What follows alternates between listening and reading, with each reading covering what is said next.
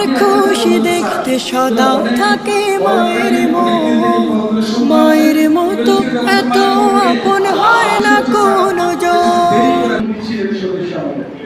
পাঁচজন ম্যাজিস্ট্রেট আপনারা যারা এখানে আছেন মনে হয় 20-50 করে নিছে আমরা কিন্তু তার জন্য সুবিধা, কারণ আমি কারোর কাছে দায়িত্ব না থাকবো আল্লাহর কাছে দায়িত্ব, আমাকে তো মরতে হবে। মরার পর আল্লাহ জিজ্ঞেস করবেন যে এই রিজিকটা যাকে ব্যবস্থা করার কথা ছিল তোমার হাত দিয়ে 2 নম্বর লোকটাকে তুমি 1 নম্বর লোকটাকে দাও নাই, তোমার জবাব কি? তখন আমি কি জবাব দিতে পারবো? আমাদের সেলিম সাহেব সহ আমরা কমিটির যারা ছিলাম আমরা একেবারেই স্ট্রিক্ট, আমরা তাকেই নিয়োগ দেব।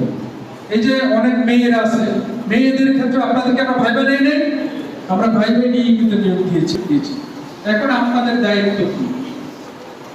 হালাল উপার্জন করে খাওয়া, এটা তো আল্লাহর কথা নাকি? আপনি 5 দিন পড়ানোর বাড়িতে বাচ্চা আছে, আপনি 2টা বাচ্চারে পড়ান, বাকি দিলেন খবরও কেন জাস্ট না আসলে আমি তো বেতন পাবো, এটা তো আপনার দায়িত্ব। আপনি শিক্ষক, বুজুর্গকে দেখলাম আছেন, শুনে ছোট ছোট বাচ্চারা পড়ে, আমরাও কিন্তু